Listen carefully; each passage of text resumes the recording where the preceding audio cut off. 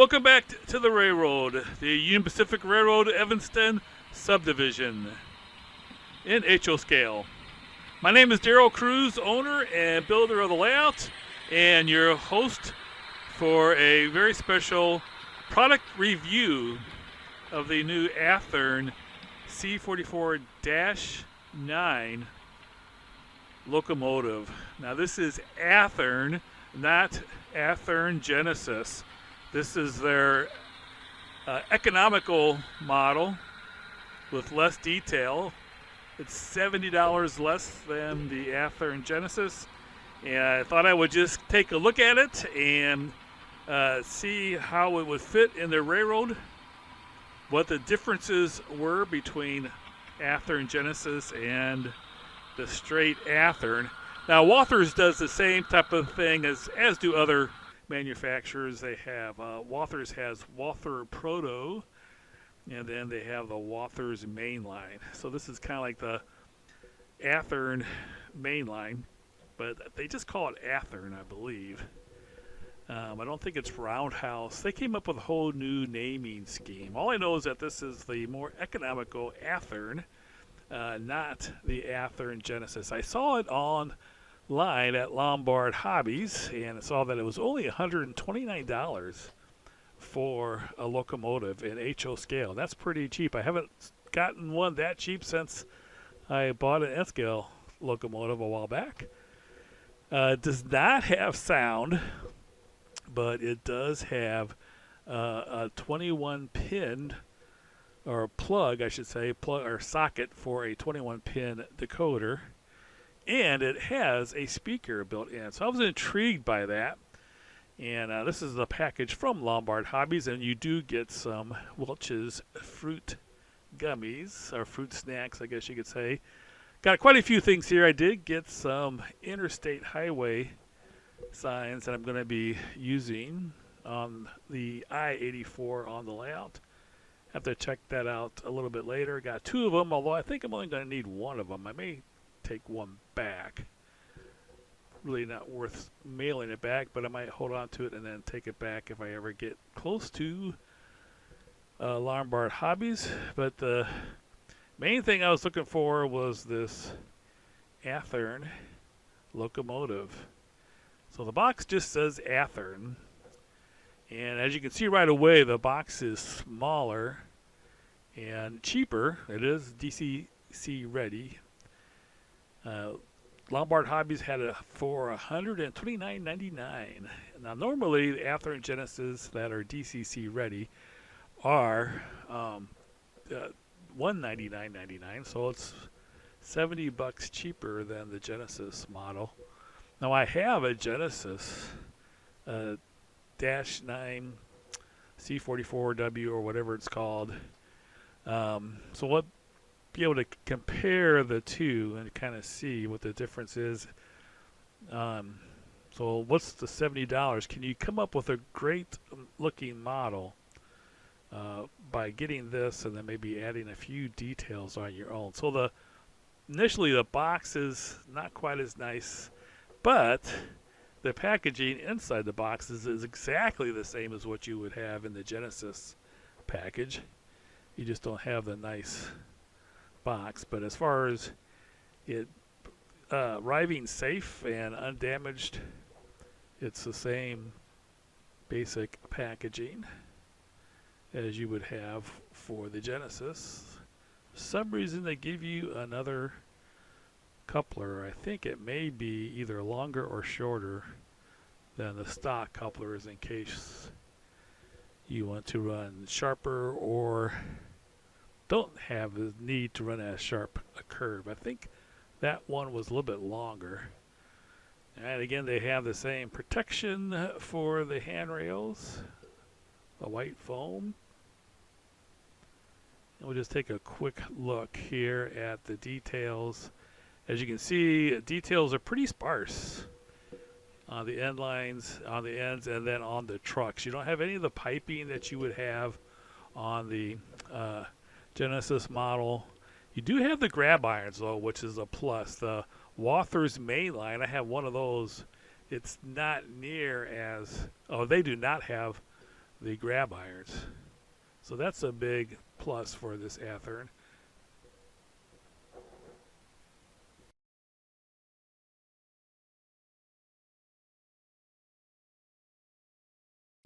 It does have the cab sunshades and a nice grill here. So it is the wire grills, and all the molding on the shell is pretty comparable to Athearn Genesis. Again, it's just the added details. Do have a nice builder plate, some nice decals applied. The details that are on there are done nicely. You can read the fine printing and so forth. And again, not as much detail. Missing the MU cables. That's something that I would want to add to make this look a little bit better. All right, now I did pick up some decoders. I wanted one for this model. This is a 21-pin MTC. Now it has a generic sound. I had Lombard Hobbies put a sound file on there, which they will always do. They come blank, and I got a couple of extras for some of the other locomotives I have. I'm thinking of maybe changing over some of my sound units to Loc Sound. More on that a little bit later, but here I am. Show you what it takes to replace the plug on this model. So you just basically need to, as all models, take off the couplers. I actually put a little cushion down on the table so no detail would be damaged. And for this model, the only thing that holds the shell on is the couplers. On Athearn Genesis and all the other models I've used, they've also had a couple of screws by the fuel tank that will hold the frame tightly to the chassis, I should say the body firmly to the chassis. This just uses the couplers, and that's it. Now you can see the insides are pretty sparse. You do have the motherboard there, and as you can see, there are two Sugar Cube speakers, so that's was glad to see that. And but there's no added weight at all. At first I was thinking, man, this is crazy, because I thought the frame was plastic, but I found out later it's actually cast iron. I was checking out here the just exactly what LEDs there was going to be. Get my hair out of the way. There's basically the only thing that has LEDs is the ditch lights and the headlight and the tail light. I was hoping the number boards would also be lit, but they're not. So at some point in time, I'm trying to get all of my locomotives so that they have the number boards lit and then also the truck lights. So I may have to add some LEDs to this. Adding the truck lights would be pretty easy.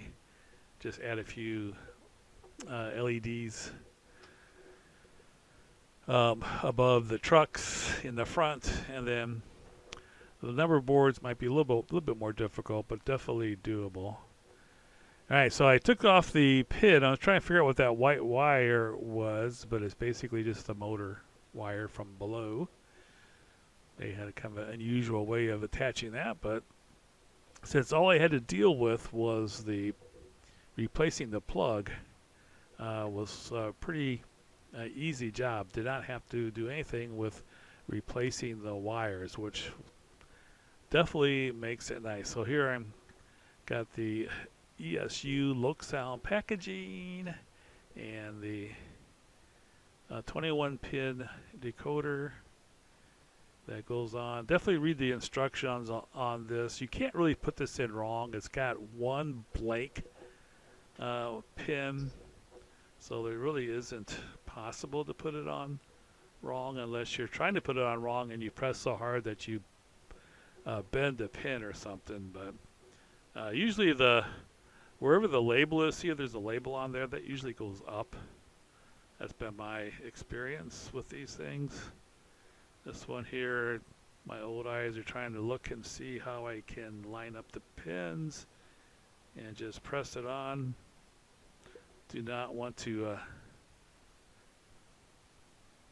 have it lined up wrong and then press too hard and bend a pin, which I did not do. Everything went on very easily. Get my head out of the way. And that was it. Pretty cinchy. It has the speakers already wired in and installed. So just a matter of taking the shell off, taking out the plug that's on there and replacing it with the ESU. This is a Loxsound 5 with a blank sound, and then Lombard Hobbies, as I said, put on there a file for a GE C33-9W locomotive. Here's another look at it. Lots of room for adding more weight if you so choose. It's pretty sparse. I'm not sure why they didn't just add some. I know they have the weights. Well, they're trying to save money, I guess, but I'd rather have the speaker than the added weights. Alright, here's how much it weighs. I was kind of concerned that it was going to be so light it wouldn't pull anything. And actually it weighed more than I thought it would. 428 grams. Alright, let's take a comparison to some of my other locomotives. Here's the Genesis C34-9 from Athearn. Alright, so that's 613, so about 40% more. I'm just calculating that in my head. And then here's a older Athearn ES44 Gevo. That's 544. So it's definitely one of the lighter locomotives from Athearn. Here's a SD70 523. So it's definitely the lightest locomotive I have, lighter than any of the other ones. Now again, going back to these ESU locomotives, I had a chance to operate on the BNSF Falls River Division by John Parker. Great layout. And I decided to get a couple of extra ESU units because one thing that he does that I just love is that he has the function set up so that when you press F0, all the lights come on. And then if you press F7, the ditch lights go off and the headlight dims, as you can see here. Now that's and then turning off F0 turns everything off. Now that's a great thing to have because that's kind of the rule for Union Pacific and probably a lot of other modern. It was definitely was the case for the BNSF on his layout. But the rule for Union Pacific is turn the ditch lights on if the headlight is on bright. So if you ever have the headlight on bright, you should have the ditch lights on also. So that's kind of, rather than having to press one function key for the headlight and one function key for the ditch lights and then another function key for dim, like to have it set up so that you can have one function key for the lights and all the lights, and then just the F7 to dim the headlight and turn off the ditch lights. All right. So I'm also got a couple of these Loxsound DCC 5 DCC Direct, which replaces the whole motherboard. So I'm going to look at doing replacing some of my soundtracks with ESU units because the soundtracks does not have the ability to set up the functions in that way. And there's some other advantages of ESU also over soundtracks that I'm going to be looking at changing over. Probably not all of them, but a lot of my Tsunami Soundtrack's locomotives over to ESU LocSal. All right, here's another look at some of the details on this Athearn non-Genesis locomotive. Again, the paint job is really good. Trucks look pretty bare. But everything else looks pretty good. Right now I'm kind of liking, I'm not sure if I'll get another one of these. Depends on how much you like adding detail. I think for $70 you could, probably for $30 you could probably add every detail that you would want. The MU cables is one thing that definitely needs to be added on here. I'm not sure what else I would add other than that. I don't think I would add all the piping. That would be too much tedious work for me. Maybe some people out there would like to do that. I'm going to be interested to see how much this sticks out. It looks pretty good with all the grab irons there. Maybe a few details under the walkway here on the sill. It does have the bell, but there are other things that could be added, and maybe some lift rings, or I should say coupler lifts and so on. Now, with it being a lighter unit, I was kind of concerned whether it would actually pull trains up the helix. Probably will be using this one on the local.